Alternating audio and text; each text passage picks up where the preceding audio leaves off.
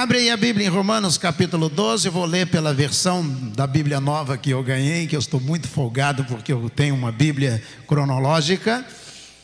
E eu vou ler aqui nessa versão. Ela é da Sociedade Bíblica, é a mesma versão da NAA. Rogo-vos, pois, irmãos, pela compaixão de Deus, que apresenteis o vosso corpo em sacrifício vivo, santo e agradável a Deus, que é o vosso culto racional. E não vos conformeis com este mundo, mas transformai-vos pela renovação do vosso entendimento, para que experimenteis qual seja a boa, agradável e perfeita vontade de Deus. Vou pedir que projete de novo desde o versículo 1, para que toda a igreja possa ler e possa prestar atenção onde é que começa essa renovação. Só a igreja.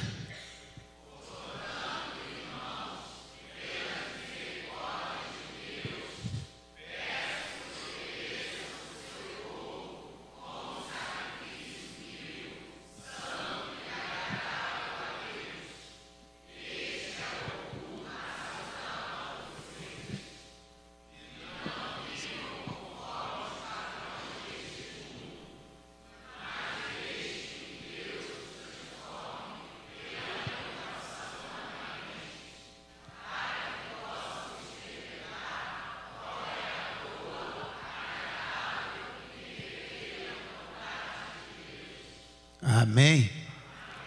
Amém ou não amém? Amém. Senhor, obrigado a Deus por esta manhã ensolarada na nossa cidade, atípica, ó Deus, da nossa cidade. Obrigado a Deus porque mais do que a luz que brilha lá fora, muito mais intensa é a luz do Senhor que brilha neste lugar, nesta manhã. Por isso pedimos, ó Deus, que Tu venhas nos influenciar de tal maneira que não resistamos, mas, ó Deus, nos conformemos à vontade do Senhor. É a nossa oração em nome de Jesus, o nosso Senhor. Amém. Amém. Quando a gente pensa em conformados, nós temos um leque, um horizonte extraordinário para que a gente possa meditar. Por exemplo, se nós pensarmos em Thomas Edison. Thomas Edison, ele não estava conformado com a escuridão do mundo em que ele vivia. Das ruas no escuro, das casas no escuro. Não estava conformado que desde o pôr do sol, por volta de 6 horas da tarde até o amanhecer, às 6 horas da manhã, houvesse escuridão. Mas ao invés de inconformado com as trevas, com a escuridão, passar a ser um reclamão, passar a ser uma pessoa que viveria murmurando o tempo todo, inconformado com a escuridão. Sabe o que foi que Thomas Edison fez? 3.000 horas de pesquisa, 3.000 horas debruçado sobre cálculos, 3.000 horas inconformado com a escuridão. E ele criou o que nós temos hoje aqui, que ilumina todo esse templo, que à noite ilumina toda a rua da nossa cidade, que ilumina o estado que nós vivemos, que ilumina o Brasil, a América do Sul, o continente americano, ilumina todo o planeta Terra, porque ele estava inconformado com a escuridão. Podemos pensar também no fonoaudiólogo de Ohio. Esse homem estava inconformado com a distância. A voz, o som, ele viaja a 348 metros por segundo. Mas dependendo da intensidade, essa onda sonora vai se perdendo. E se essa intensidade encontrar obstáculos, vai se dividindo. Ou seja, o som da voz não amplificado vai parando pelo caminho.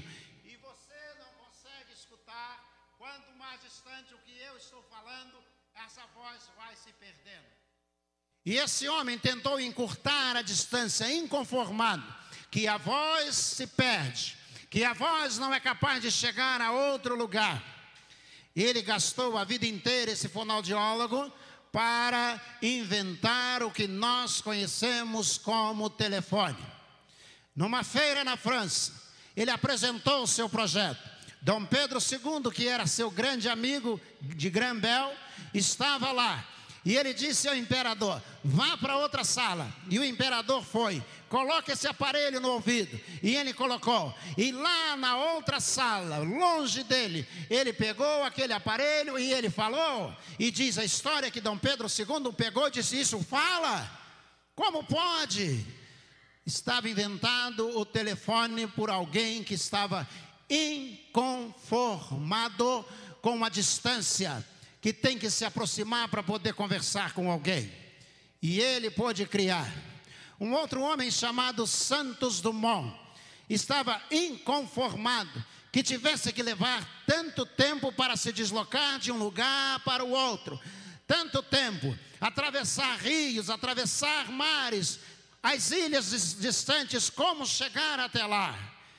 E inconformado, esse homem se debruçou e gastou a vida num projeto. E ele criou o avião.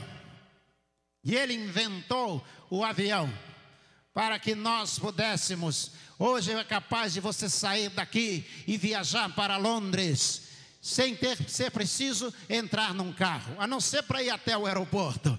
Hoje é possível você sair daqui e ir para o outro lado do planeta, fazendo escala, evidentemente, mas chegar do outro lado do planeta, porque houve um homem inconformado com a distância, outro homem inconformado que a voz se perdia, outro homem inconformado com a escuridão.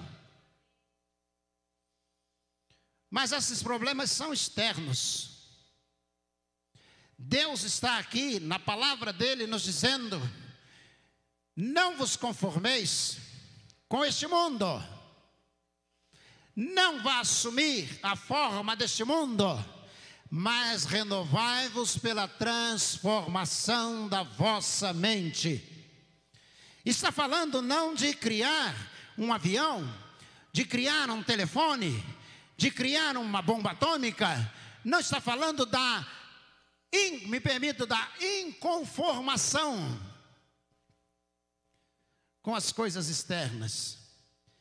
Ele está olhando para dentro de você. Ele está dizendo: não olhe para a escuridão, não olhe para a distância, olhe para você mesmo, olhe para a sua vida, olhe para o seu coração, olhe para o seu entendimento, para as suas emoções. E controlar estas coisas é bem mais difícil, eu acredito, até do que inventar uma bomba atômica ou criar uma teoria da relatividade como Albert Einstein. Ele está falando de você refrear os seus sentimentos, as suas emoções, o seu desejo e tudo que há em você. Ele está dizendo a você: não vos conformeis, mas transformai-vos pela renovação do vosso entendimento. Você sabe quando Paulo escreve aos Gálatas, no capítulo 5, ele vai dizer a você assim: olha, você tem que ter em você os frutos produzidos pelo Espírito Santo, a bondade, o amor, a temperança, a fé, e ele vai colocando todos os frutos que devem estar sobre você. E aí ele diz: e o domínio próprio. Sabe por quê? Porque o domínio próprio, ele vai prestigiar e legitimar o amor. É ele quem vai prestigiar e legitimar a temperança. É ele quem vai prestigiar a bem-aventurança que possa haver em você, dada por qualquer bem-aventurança que haja em você, dada por Deus. Eu conheço muita gente que ama, mas que espanca. Eu conheço gente que ama, mas que abandona. Eu conheço gente que ama, mas que trai. Eu conheço gente que respeita, mas rouba. Mas por que então essas coisas podem acontecer? Porque falta o fruto do domínio próprio. Paulo está escrevendo aos Romanos provavelmente por volta do ano 57. E ele se converteu de 33 a 36, não se pode precisar exatamente a data da conversão. Mas preste atenção, de 33 até 57, quando ele escreve essa carta aos Romanos, já se passaram 24 anos. 24 anos de vida cristã. 24 anos dizendo, eu posso escrever isso porque eu mudei de vida, eu não me conformei com este mundo, eu transformei a minha inteligência, o meu conhecimento, a minha capacidade, foram transformados, a minha mente foi transformada pelo poder de Deus. Tem muita gente achando que pode servir ao Senhor de qualquer jeito, que não quer mudar. Começou a vida cristã e estagnou. Muitas pessoas estagnaram e não foram adiante, não deram mais um passo, não continuaram, não leram a Bíblia, não oraram, não evangelizaram, não adoraram ao Senhor, não fizeram coisa alguma, estão estagnadas no mesmo lugar. E sabe o que acontece? Oficina vazia, mente vazia é oficina. Alguém pode completar? Esse versículo é da minha avó. Dizia, vai estudar, menino, porque mente vazia é oficina do diabo. Vai estudar. E quando você não enche a sua cabeça com as coisas do reino de Deus, você começa a correr um risco muito grande. Você começa a passar uma dificuldade muito grande, porque se não deixa Deus colocar o que Ele tem para colocar na sua cabeça, o diabo coloca sem a sua autorização aquilo que Ele quer colocar dentro da sua cabeça. E a mídia é um instrumento extraordinário. Eu pago as minhas contas deitado na cama, com dinheiro que tem no banco, evidentemente, mas usando o celular, sem sair de casa. Eu estou fazendo um curso pela Universidade do Estado de São Paulo, sem sair de Petrópolis, uma pós-graduação, sem sair da nossa cidade. Isso é extraordinário. Eu posso estudar sem sair de casa, eu posso pagar as minhas contas, eu posso me comunicar com irmãos em Cristo Jesus que estão do outro lado do planeta. Mas também pode ser um instrumento diabólico para me desqualificar, ou desqualificar toda a minha oração, a minha adoração. Paulo está dizendo, existe um molde neste mundo que você não cabe nele. Existe um molde que você tem que sair dele. Não vos conformeis, não use o molde, a forma que este mundo está entregando a você. É isso que ele está dizendo. E muitas vezes a pessoa diz, mas o adolescente, não é só adolescente não, qualquer crente em Jesus. Quantos adultos estão viciados em sexo na internet? Quantos adultos estão viciados em mentira na internet?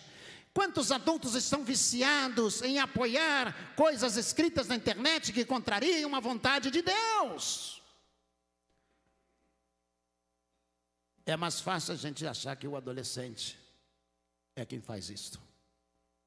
Faz lembrar eu gosto de contar, um homem acordou pela manhã, e aí ele foi pegou os óculos que estavam na mesinha de cabeceira, colocou, e ele foi até o banheiro, chegou lá, pegou o creme de barbear, achando que fosse aquele creme de barbear, fosse o creme dental, e botou na escova, e quando ele colocou na boca, que ele começou a escovar o dente, sentiu o gosto do creme de barbear, ele disse, hoje não é meu dia, hoje o diabo quer acabar comigo. E aí ele lavou a boca, saiu, foi para o quarto trocar de roupa, bateu com a canela na ponta da cama e disse, hoje o diabo quer acabar comigo.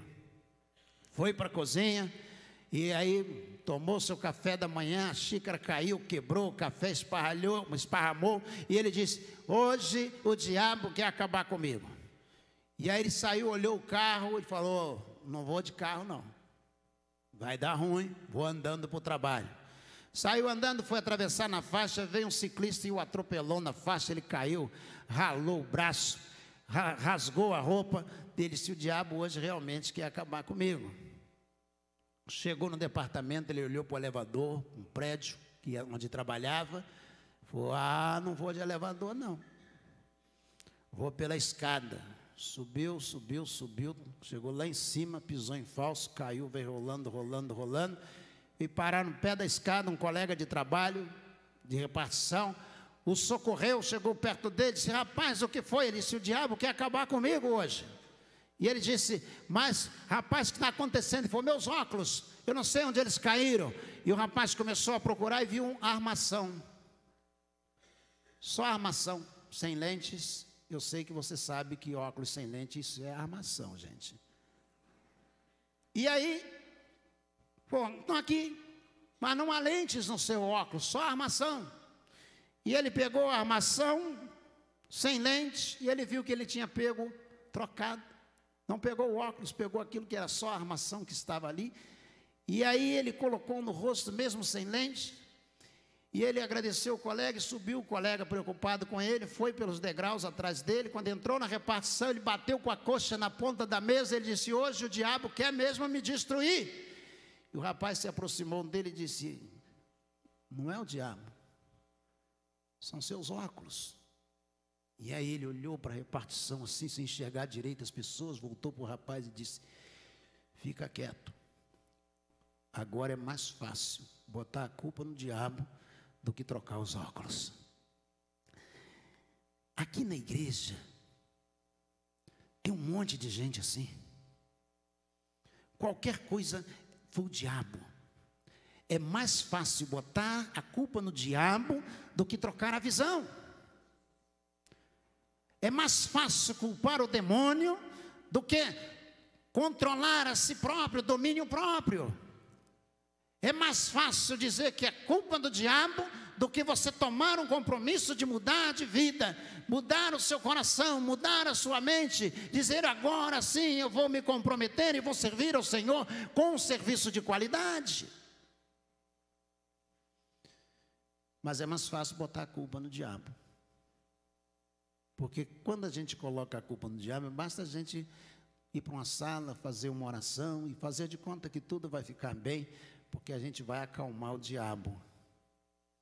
Você já viu oração, vigília de poder? Eu já vi mais um cartaz aqui na esquina: vigília de poder, não falte. Porque as pessoas querem ter poder. Mas você já viu alguma vigília de caráter? Não falte, vamos passar a noite inteira orando para que a gente tenha caráter. Não faltem, vamos passar a noite inteira orando para que a gente tenha caráter. Eu nunca vi, em 44 anos de vida cristã, Paulo está dizendo à igreja que está em Roma, uma irmã de uma igreja, irmã Febe, de uma igreja no subúrbio de Corinto, de Cencreia, ela vai levar a carta até a igreja que está em Roma. E Paulo está dizendo à igreja que está em Roma: não vos conformeis com este mundo, mas transformai-vos pela renovação do vosso entendimento. Pela renovação do vosso entendimento, em algumas traduções, pela renovação da sua mente. Se você não está preocupado em mudar a sua mente, dificilmente você vai mudar a sua vida cristã. Se você não coloca para dentro da sua cabeça aquilo que a sua cabeça está precisando da palavra de Deus, dificilmente a sua mente vai mudar. Dificilmente. Porque nós somos transformados, ele está dizendo: apresenteis os vossos corpos em sacrifício vivo.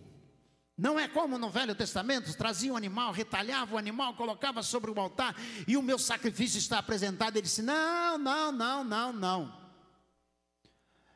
Eu já canto no coro, então já estou fazendo muito. Não. Eu já entrego o dízimo, eu estou fazendo muito também. Não. Renove a sua mente. Transforme a sua vida, renovando a sua mente. Eu acho bonito quando chega um novo convertido, ele vem meio do jeitão dele, a maneira dele, do modo como ele quiser, ele vem, não é isso? Daquele jeito dele. E havia em São João um camarada chamado Tenório, JT, José Tenório. E o JT, ele veio do mundão mesmo, veio lá do submundo, e o JT era excelente para conversar, porque ele ainda tinha todos aquele jargão que o mundo oferece, aquele comportamento.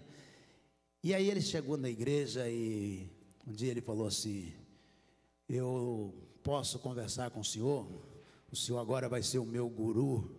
E o pastor Valdo olhou para ele assim, disse: crente não tem guru. Ele falou: e o que o senhor faz então na igreja? Aí o pastor Valdo disse: eu sou o pastor. Ele foi a mesma coisa, né? A parada é a mesma, guru é guru. Aí saiu, aquele jeitão dele. Daí a pouco ele começou a frequentar a escola bíblica dominical. E aí o JT, o José Tenório, começou a mudar. Mas ele não perdeu contato com aquele pessoal surfista, aquele pessoal da farra, da bagunça. E ele mudou a roupa. Ele ainda sabia falar igual aquelas pessoas. Mas eu lembro que muitas vezes eu chegava para ele e ele dizia assim: irmão, minha luta está grande. E eu dizia: está grande? Ele dizia: é, irmão. Mas ainda bem que o apóstolo Paulo diz: posso todas as coisas naquele que me fortalece. E eu dizia: isso aí, rapaz, é isto. Renovar a mente. Não é que você ficou cego para o mundo que você está vivendo. Hoje alguém estava dizendo, perguntando: eu posso ter um amigo que seja um bandista? Eu disse: pode. Pode ser candomblecista? Eu falei: pode, perguntando na classe Novos Convertidos, contanto que você continue crente em Jesus, testemunhando para Ele. E eu ainda terminei a classe dizendo: você pode todas as coisas, mas também não vai abusar. Eu posso ir para a zona? Eu disse: isso não, irmão, você tem que mudar. Você pode todas as coisas que sejam concernentes à vontade de Deus. Você pode fazer tudo que agrada ao coração de Deus. Todas as coisas, porque se você não faz, até mesmo que você vai entregar o dízimo, a Bíblia diz que Deus ama o que dá com alegria. Aquele que traz e entrega ao Senhor com alegria, aquele que traz no seu coração alegria entregar o dízimo ao Senhor, senão não há valor algum. Imagina alguém que está aqui operando o som e assistindo o jogo de futebol, operando a cabine e assistindo o jogo de futebol. Imagine alguém que está assistindo um culto e assistindo o jogo de futebol durante o culto, que seja um jogo de futebol ou outra coisa qualquer. Ele está dizendo: Deus, eu estou aqui, mas a minha mente não passou por um processo de renovação. Eu não renovei a minha mente. O Senhor não é prioridade ainda na minha mente. Paulo está dizendo à igreja que está em Roma: lá não tinha problema de internet, lá não tinha problema de fake news. Sabe qual era o problema? O problema ali era a arena dos leões. O problema ali era a prisão. O problema ali era ser arrastado pelas ruas até o corpo ser dilacerado. O problema ali era ir parar na fogueira. E os crentes, muitos deles estavam preocupados. E Paulo diz: rogo-vos, pois, irmãos, que apresenteis os vossos corpos em sacrifício vivo, para que experimenteis qual seja a agradável, boa, perfeita vontade de Deus. E não vos conformeis com este mundo. Não se conforme. Ah, mas o outro disse que pode fazer. Problema dele. O outro disse que ele faz. Problema dele. Você é crente em Jesus. Você está comprometido com o reino de Deus. Você está comprometido, onde quer que você esteja, com o Senhor que disse: renova a tua mente. Há duas pessoas que eu gostaria de destacar. Uma delas é o apóstolo Paulo. Rapidamente, o apóstolo Paulo. Ele diz assim: vivo não mais eu, mas Cristo vive em mim. E a vida que agora vivo na carne, vivo na fé de Deus, do Filho de Deus, o qual me amou e a si mesmo se entregou por mim. A renovação do apóstolo Paulo era tão intensa, mas tão intensa, que ele diz: vivo não mais eu, Cristo vive em mim. Ele ainda escreve também a igreja que está em Éfeso, ele escreve dizendo: sejam meus imitadores, como eu também sou de Cristo. Ou seja, que a cabeça de vocês, que a mente de vocês passe num processo muito grande, que você chega ao ponto de ter confusão se é você ou se é Jesus quem está dentro de você. E se isso for mais intenso, você não tenha nenhuma dúvida de que é Jesus que está agindo dentro de você. O segundo deles é João Batista. João Batista era filho de casta sacerdotal e profética. Ou seja, ele era, no seu tempo, o homem que poderia ser o sumo sacerdote. Roma havia assumido o império e assumiu o templo também. Estava conduzindo ali aquele lugar. E aí o que aconteceu? João Batista foi colocado para escanteio. E aí João Batista não celebrava no templo, não vestia roupa sacerdotal e não comia a comida sacerdotal. E ele foi se vestir de pele de camelos, roupa feita de pele de camelos. A comida dele era comida selvagem, expressão usada por um dos escritores do Evangelho. E ele vivia fora do templo. E Jesus foi procurá-lo para que ele pudesse batizá-lo. Ele era a vez dele de ser sumo sacerdote. E aí ele, procurado, sabedor de Jesus, João 3,30, ele diz assim: é necessário que ele cresça e que eu diminua. Ou seja, é preciso que eu possa ir sumindo, minha luz apagando, e ele possa ir se acendendo dentro de mim. Possa se acender, porque eu sou servo e ele é o Senhor. O tema escolhido pelos adolescentes serve para todos nós. Inconformados. Paulo está inconformado, por isso quer mudar, quer melhorar. João Batista, ele não se conforma de ser ele, João Batista, quem batiza Jesus. Imagine você no dia de hoje, se esse pessoal que vive correndo de igreja assim, para lá, para cá, para lá, para cá, para lá, para cá. Olha, tem um pastor aí que foi ele que batizou Jesus. Você já imaginou? Vamos para lá. Eu lembro quando eu era garoto, e meus pais católicos, e nós criados na igreja católica, eu e meu irmão. E aí eu lembro que alguém chegou lá no vilarejo que a gente morava. Hoje é um troço de doido, mas era um vilarejo. E alguém chegou e disse: olha, a santa lá em Porto das Caixas está chorando. Gente, foi uma correria. Todo mundo queria ir.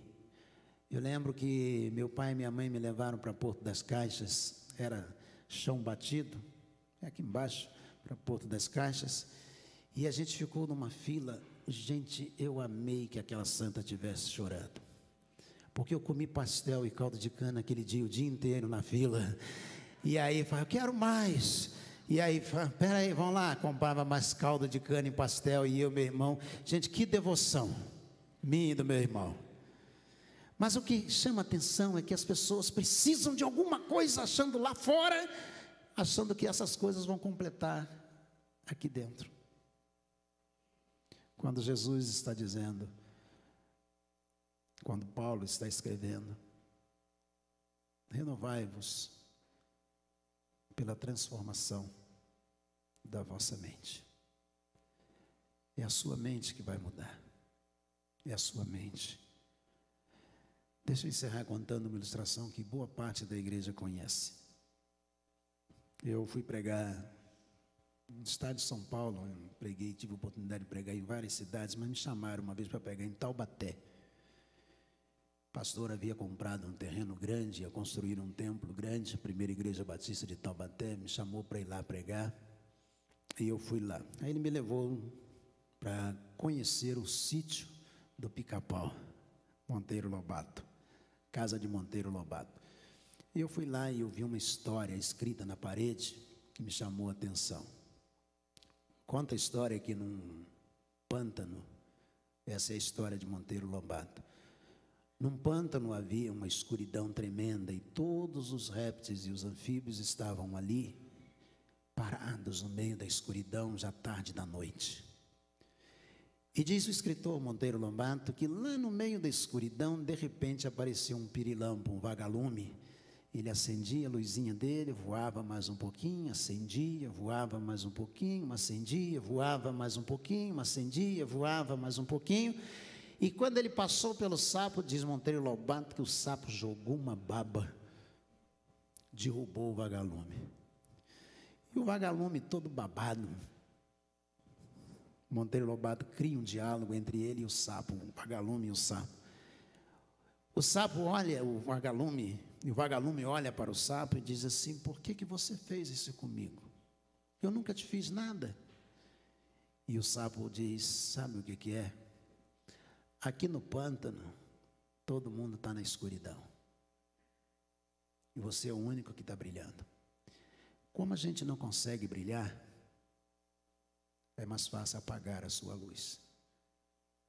Por isso eu derrubei você. Todo dia isso acontece na nossa sociedade. Às vezes até na igreja. Gente que não consegue brilhar. A primeira coisa que ele faz, porque não renovou a sua mente, sabe o que é? Vou apagar a luz dele. E arranja logo uma encrenca, uma dificuldade, um problema. Você vai para o trabalho, chega no trabalho, começa a brilhar, daqui a pouco uma pessoa que está acima está com medo de perder o emprego dele, ele disse assim: vou derrubar esse cara. E derruba, joga uma baba, e aí você cai. Você vai para o quartel, começa a estudar, começa a fazer concurso dentro do quartel, começa a melhorar, e você começa a subir, daqui a pouco o seu superior olha e diz assim: eu vou jogar uma baba, eu vou derrubar esse cara. Sabe por que as pessoas tentam derrubar você? Porque elas não conseguem brilhar. Brilhar exige renovação da mente. Todo dia você escolher o que você vai colocar para dentro da sua cabeça. Todo dia você vai escolher colocar para renovar a sua mente. Se você é daqueles que assistem 4 novelas por dia, você é uma novela. Se você é daqueles que estão pendurados na janela fazendo fofoca o dia inteiro, você é uma fofoqueira. Pode até ser de Jesus, mas você é uma fofoqueira de Jesus. Ah, mas eu sou crente. Eu não estou dizendo que você não é crente. Se você é daqueles que só vê violência, você vai ser um violento de Jesus. Se você renova a sua mente, coloca para dentro. O que eu faço agora? O pastor ontem citou o livro Em Seus Passos que Faria Jesus. Ele desafiou os adolescentes a lerem, e eu volto a desafiar. Aquele livro, ele disse ontem, mudou a minha vida. E quando ele disse isso, eu estava sentado ali atrás e eu pensei, a minha também. Eu terminei o seminário e eu fui convidado para pastorear uma igreja. Hoje eu estou me prolongando, o Leão não. E eu fui convidado para pastorear uma igreja lá no fim do mundo, para não falar outra coisa, em São João de Meriti. E aí, a igreja, quando chovia, entrava água assim, uns 2 metros de altura dentro da igreja, do templo. O pastor Walter era pastor interino, e aí viajou, Depois da sessão, o vice-presidente resolveu fazer outra sessão porque eu era muito novo para ser pastor daquela igreja. E aí eles fizeram uma nova sessão e resolveram me desconvidar. Eu já estava com a carta de convite e eu fui desconvidado. Eu não sei se você já foi desconvidado alguma vez. Chegou um convite para casamento e depois chegou outro dizendo assim, você está desconvidado, você não vem não. Isso aconteceu comigo no ministério pastoral. E aí eu fiquei numa crise só. Como acontece isso? Será que eu não sou vocacionado? Será que Deus não tem um projeto de vida para mim, para o ministério pastoral? Será que eu entendi errado? Aquelas coisas todas. E aí veio esse livro, E Seus Passos que Faria Jesus. E eu sentei para ler aquele livro. Em 2 dias eu li o livro. E aquele livro mexeu comigo para confiar em Deus, o que Jesus faria. Dias depois, chegou o convite para pastorear a primeira igreja batista de Cabo Frio. E aí eu pensei assim, Deus já tinha um plano para mim, onde eu ia começar o ministério. Deus já tinha um propósito, onde eu deveria começar a pastorear. E eu comecei, coisa raríssima, a pastorear, pastoreando a primeira igreja batista numa das cidades mais conhecidas do Brasil. Porque Deus queria reformar a minha mente, fazendo com que eu fosse desconvidado daquela igreja, que quando chovia entrava água até 2 metros de altura. Ele queria que minha mente fosse renovada, dizendo, você depende de mim. Eu coloco você onde eu quiser. Você vai depender de mim. E esse livro, Em Seus Passos que Faria Jesus, mudou a minha visão. Reformou a minha mente para eu começar o ministério na presença de Deus. Deixa Deus agir aqui, no seu intelecto, no seu cérebro. Porque lá fora tudo é igual. As coisas só são diferentes dentro da cabeça de cada um de nós. Vou repetir. Lá fora tudo é igual. Dinheiro é um papel pintado. Carro é um pedaço de lata pintado. Tudo é igual. Mas as coisas são diferentes aqui dentro. Faz você cobiçar o papel pintado, a lata pintada. Você age em função deles, não porque eles sejam assim ou diferentes, mas porque a sua cabeça é diferente. Adolescente, agora você, quero dizer a você, reforme, renove a sua mente em Cristo Jesus. Você tem muitas oportunidades, teoricamente, pode até morrer hoje, não sei, mas você tem muitas oportunidades, teoricamente, diante de você. Você não precisa ser o melhor médico do mundo, o melhor cientista do mundo, o melhor técnico em inteligência artificial. Você precisa ser feliz. E felicidade você só vai encontrar em Jesus Cristo.